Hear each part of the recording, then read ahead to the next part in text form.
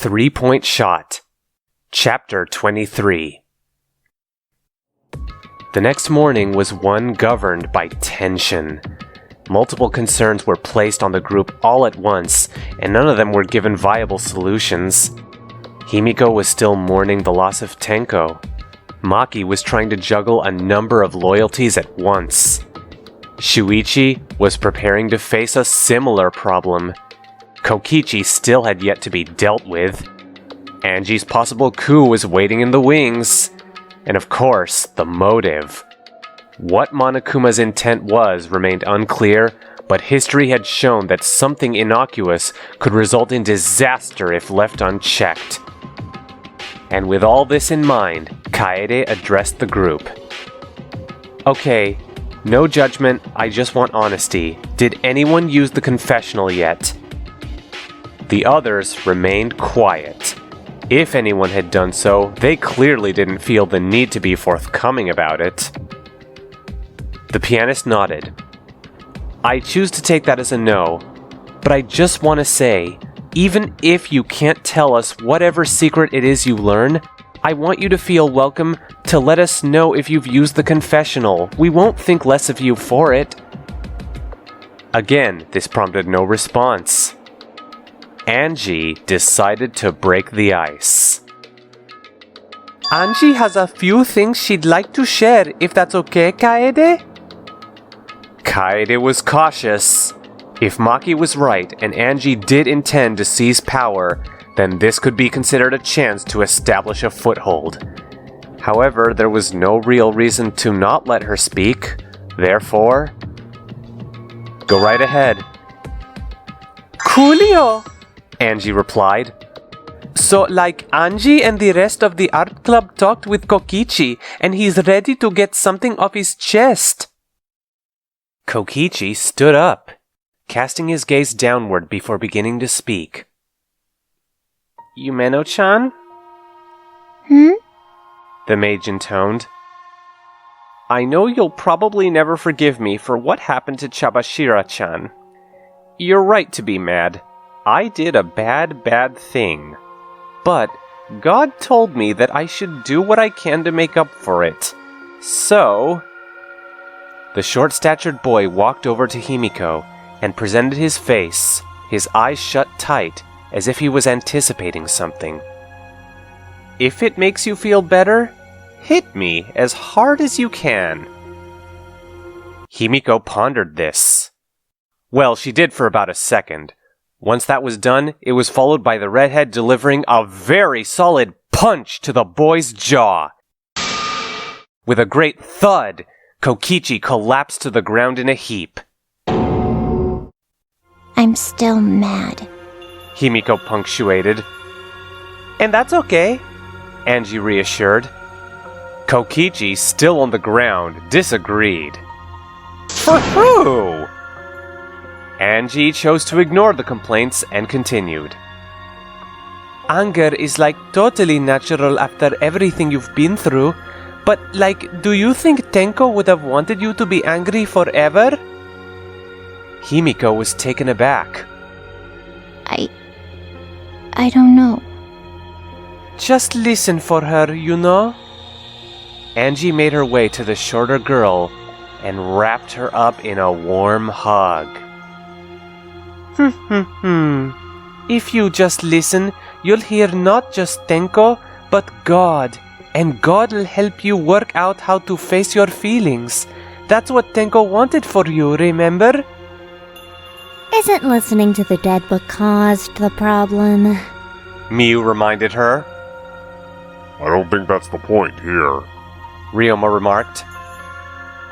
If I listen, I can hear Tenko. Himiko mumbled. Maybe I hear something. Anji beamed and let Himiko out of her grip.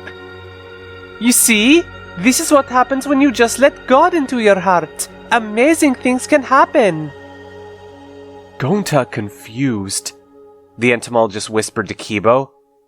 Chabashira-san God? Perhaps God is taking the form of Chabashira-san, Kibo theorized.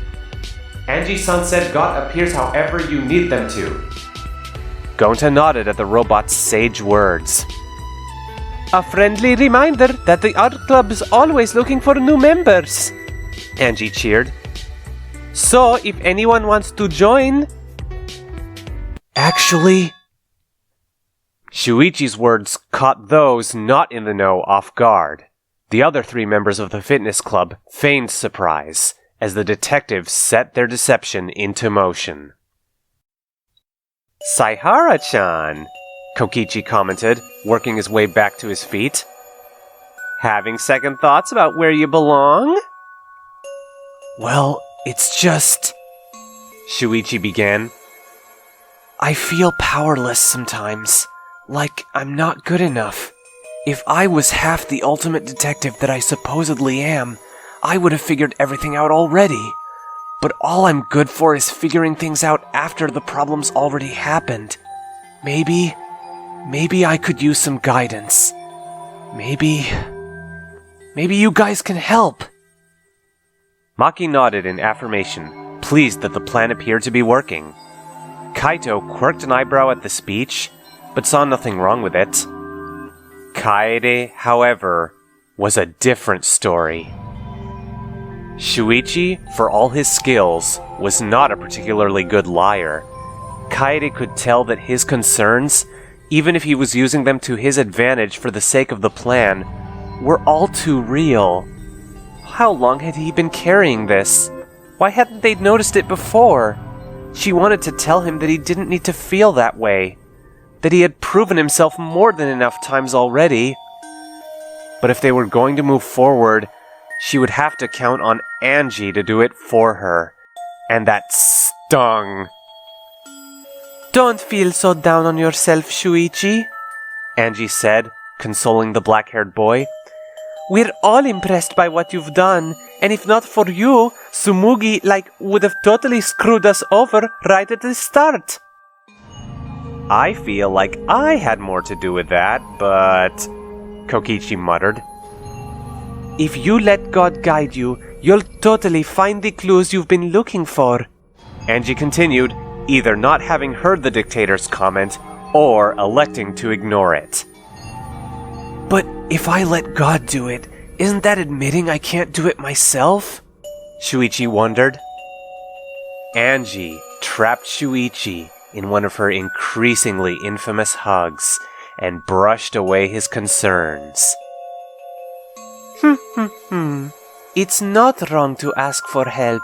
God's proud of you, and His guidance is His way of showing His thanks for all your hard work. Shuichi, for his part, seemed rather uncomfortable with the touchy-feely nature of Angie's attempt at comfort, which caught Kokichi's attention. Fun, aren't they? He taunted. Makes you feel like a kitten. Kaede, on the other hand, was not uncomfortable with this turn of events. No, the word seething would be far more appropriate, though she did what she could to conceal this. Not that it was working all that well. Artsy better steer clear of Bakamatsu if she knows what's good for her, Miyu whispered to Kurumi. The silver-haired girl simply nodded.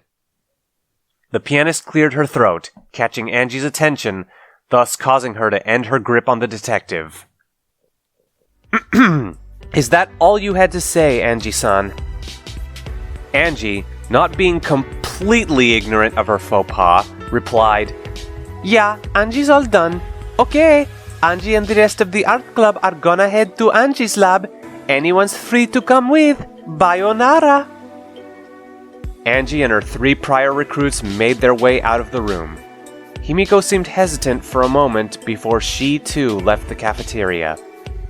Shuichi steeled his resolve and followed along.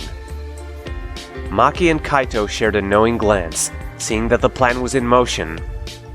Kaede took a number of deep breaths to try and calm herself down. They did not help.